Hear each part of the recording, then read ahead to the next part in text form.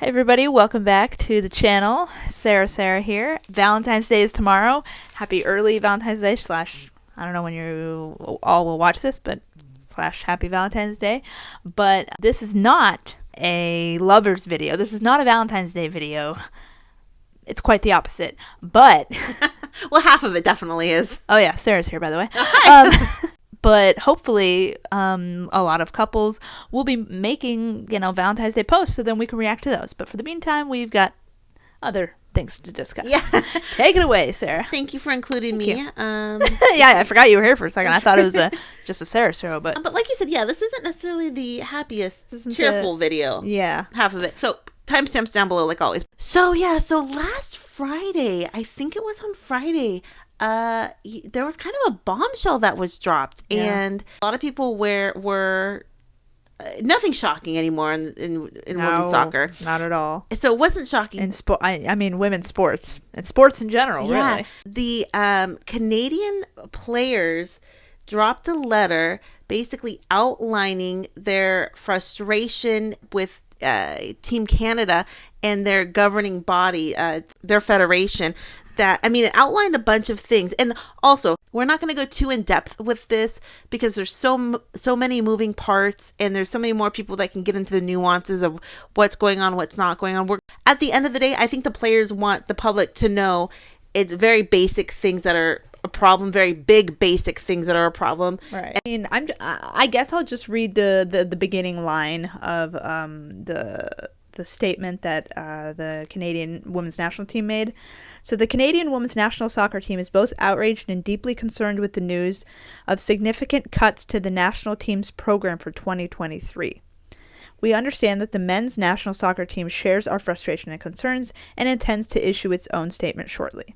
With the biggest tournament in women's football history less than 6 months away, our preparation for the World Cup and the future success of the women's national team program are being compromised by Canada Soccer continued inability to support its national teams. Despite our strong track record of success and history-making achievements for more than a decade, we continue to be told there is not enough money to adequately fund our program and our youth teams. With the men's national team's recent success, soccer in Canada has never been more popular. Canada's national team has never been more successful or attracting more corporate dollars. Yet, despite these steps forward, we are still stuck asking the same question. Where is the funding? We have been patiently negotiating with Canada Soccer for more than a year. Now that our World Cup is approaching, the women's national team players are being told to prepare to perform to a world-class level without the same level of support that was received by the men's national team in 2022, and with significant cuts to the program to simply make do with less. This is an unacceptable burden to put on the shoulders of our players, especially the most crucial cycle for our team. We are left feeling frustrated and once again deeply disrespected by Canada Soccer. While we continue our preparation for the World Cup with our new budget reality, we've had to cut not only training camp days, but full camp windows, cut the number of players and staff invited to camp, significantly limit the already limited youth team activities, and while we continue to face immense uncertainty about compensation, we've been told that there will be no home game for our team before the World Cup. We've been told quite literally that Canada Soccer cannot adequately fund the women's national team, and they have waited to tell us up until now, when we are less than 6 months away from the World Cup.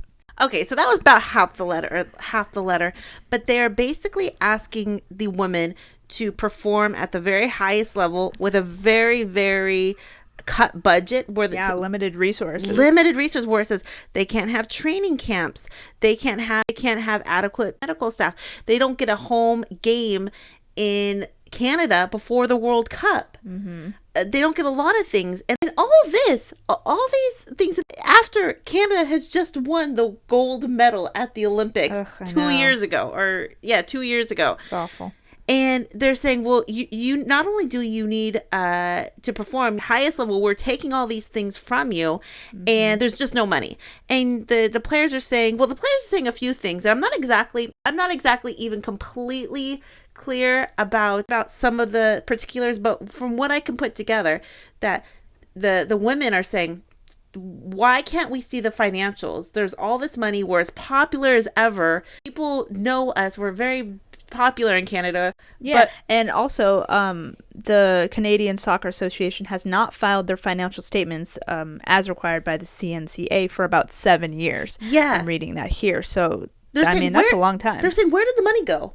Why can't we see where the money has gone? There's no funding. Why can't we actually see the money where it's gone? Because that sounds very shady. Very sus. Very sus. And they're saying, how could we be this popular? And then they're also saying, the men's team, we support the men support us, but the men get all this support for the men's tournaments, for the men's program. We want the ability to have equal preparations as the men do. On Janine Becky's Instagram, she made it clear. She goes, so she said, our actions against Canada Soccer are based on much more than player compensation. There are two larger issues that exist within Canada Soccer: poor governance and gender inequity. Summary. We are not asking for money that does not exist in our organization. We are asking for 1, the same opportunity to perform, and 2, the necessary changes within the organization to ensure financial sustainability moving forward, ultimately supporting both the senior national teams and youth development. So, we just want the equal opportunities that the men have, right? Because the men, they had the Canadian men had a run in the World Cup this last 2022, and that was awesome to see. And the women are like, yeah, the Soccer Canada gave them everything that they needed to do that. And here we are, Team Canada women, we're one of the best in the world. We just won the Olympic gold medal less than 2 years ago. Can we not have any of the things that are going to make us be able to perform at the top level? Yeah, what the hell is going on? Because Canada's saying, we're going to take this from you, but we expect you to win, A bunch of takers, am I right?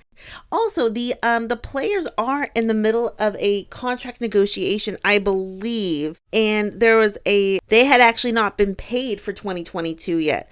And I read that Canada Soccer was able not to pay them because I read this. I just saw this on a comment on Instagram that they have been in collective bargaining negotiations for a year, and I guess it's currently legal for Canada Soccer Association not to have to pay the players while negotiations are ongoing. I read a comment like that, so correct me if I'm wrong, but there's some type of laws in Canada that said, it's not illegal for them not to be paid while these negotiations are going on. But okay, so after this came out on Friday and all these the grievances were aired, they basically said, we're on strike. Yeah. But we know Shebelieves is coming up. We've been excited about Shebelieves, it's World Cup year. But they said, not only are we striking, and that includes Shebelieves, we're not going to play. We're not going to play for an organization that doesn't value us, that doesn't support us. So we're on strike. And I don't know the way laws work. I don't know the way of, obviously, when you have employees, when striking is legal, when is illegal. I don't know actually if a strike in their situation is legal, but what Canada Soccer Federation said is that if you strike, we're going to sue you. And this isn't going to be pleasant. The players basically said, so they basically ended the strike. They said, we can't put our life on the line in that regard, Yeah. They should throw the game. Yeah. Oh, yeah. They're still in protest, but they are going to play the Shebelieves and they're going to play the games. But I saw a lot of people saying, well, if Team Canada doesn't have money to pay the players, but they have all this money to sue the players, I saw that a few times. I'm like, there's never enough money. No, there's never enough money to go around. But when you're suing someone, they have all the money in the world to sue anybody they want. Exactly. Didn't make too much sense. But yeah, that's kind of where we leave now. Like I said, there's a lot of parts of this, and I'm sure Sarah and I have gotten some wrong. And correct us if we're wrong down there. But basically, Team Canada is not supporting the women's team. They have the Olympic gold medalists of Canada, and they're not funding them properly. They're not giving them staff that they need. They're not doing they're not giving enough training days. I mean, there's a lot of things that they're not doing. But when the women's Canada soccer is as popular as ever, you know what I mean? Come on, Canada, you would do better. Yes. So I don't know where this leaves us now in the long term, but and also if they're not filing the correct paperwork, they're not being transparent in their financials. I mean, how do you, women are supposed to just to trust them, you know, Subpoena their asses. yeah, trust them with hope and faith that they're doing everything by the books, and you know, so that's disturbing to know that there's no oversight. You know, that's part of the problem, that they think there's no oversight. Shady, shady, shady. What does everyone think? This is kind of ongoing. So the women are going to play. They were forced back to work, essentially. There's a lot of parts to this story. Kind of transitioning a little bit. Not at all. We talked about the international break that's coming up. Shebelieves is coming. And also Arnold Clark Cup is coming. And we are excited to watch that. And as we talked about last time, Jordan Nobbs, the team was selected. The original roster did not have Jordan Nobbs. Then Fran Kirby went down and Jordan was called into camp, you know, for the roster. Yeah. So she was officially on the roster, and that happened on Saturday. Yay. Yeah, we were pumped. But so she was called in Saturday. Then on Sunday, you know, everyone knows she's playing for Aston Villa and she's looking good. I mean, she put an exclamation point on what was going on, because I would say 2 or 3 of them. She goes, I know I wasn't originally called, but now I'm called, and listen, look at, and you'll see me now. Yeah. You'll see the dust. She scored a hat trick. She scored 3 goals, and it was against Brighton, and she scored 3 goals. Beautiful. Beautiful. Beautiful goals. I was so pumped for her, because, you know, being a replacement player, as much as it's the same as all the other players, the fact that you weren't on the original squad and then you get called in, and then you want to prove yourself even a little more so. Oh, this is Jordan's era. This is such a good omen for Jordan to be like, I wasn't called, now I'm called, scored 3 goals on my way to camp. I mean, so pumped for. I mean, it could not have gone better for her yesterday. Making those 3 goals. Look what I can do. Look at me now. Yeah. So I was so happy to see her score 3 goals, and Aston Villa did win 6-2, because now the Arnold Clark Cup starts on the 16th. We'll be pumped for that. And I mean, if Jordan goes in, she can even prove even more so, because like most people are just saying pumped to see what she can do. But I saw on her Instagram, a lot of people were putting it on their stories, and she was reposting it on her story that, you know, when you get a hat trick, you get to keep the ball and everything. Get to keep the net. Oh, they should do that. You get to keep the whole goalpost and everything. They do that in basketball, I think. They take down the net. They get it down. Maybe that's just in college basketball, though. I don't know. But what does everyone think? Like I said, the Canada situation, so many parts, and Sarah and I are still just learning exactly what is going on. But the fact that not supporting them, and for everything they've done for Canada, gold medals, everything, it's really disheartening to see. And then, what do you think about Jordan Nobbs? I mean, she did it. Did the damn thing. And those 2 tournaments start. Shebelieves coming up. I mean, what does everyone think about Jordan scoring a hat trick? And is everyone excited about the Arnold Clark Cup as well? So what does everyone think? Questions, comments down below. We will talk to everyone soon. Talk to everyone later. Have a great night. Bye. Bye.